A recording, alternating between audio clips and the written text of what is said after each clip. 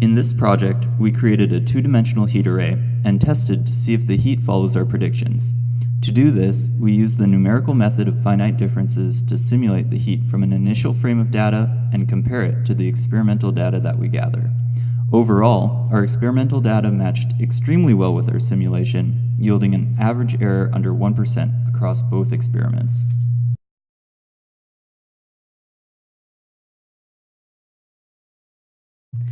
To describe heat flow in a two-dimensional object, we use a partial differential equation called the heat equation. We could solve this equation analytically, but since we'll be running a computer simulation, a numerical approach, such as the method of finite differences, is more useful for our purposes. For finite differences, we divide our spatial domain into a 9x9 grid with spatial steps delta x and delta y. We also have a fixed time step delta t, which is the time between consecutive frames of temperature data.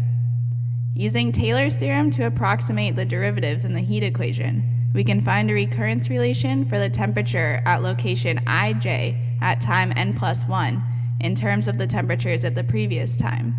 In this formula, f0m is called the mesh Fourier number, which must be less than 0.25 for our model to be stable.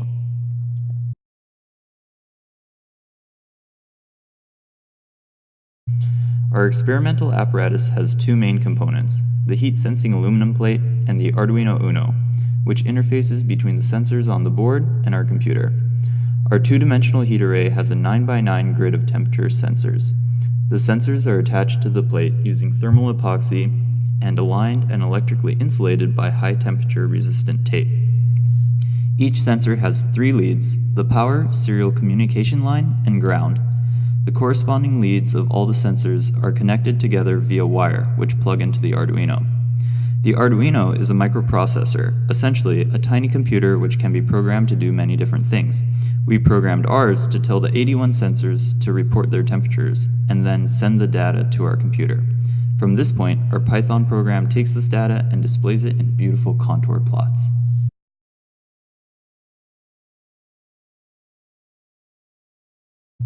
For one heat flow experiment, we placed a tub of ice cream on the bottom right corner of the plate, removing it before taking data so that we could see the system evolve over time and return to equilibrium.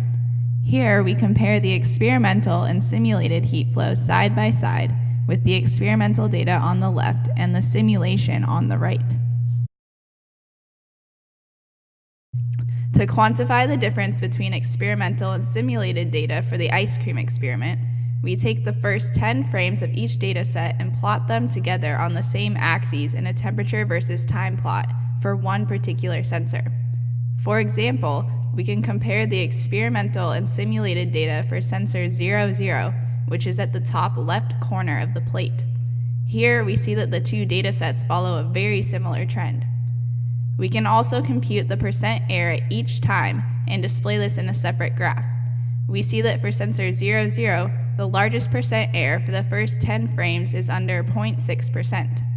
Lastly, we can compute the average percent error over all 10 frames of data and all 81 sensors. For the ice cream experiment, this average percent error is only 0.61%, showing extremely good agreement between experimental and theoretical data. Overall, our apparatus is a great tool for understanding the heat flow that results from different initial conditions. Additionally, the small percent errors between our experimental and simulated temperatures confirm the theory behind our finite differences model and tell us that solutions of the heat equation are very accurate models of heat flow.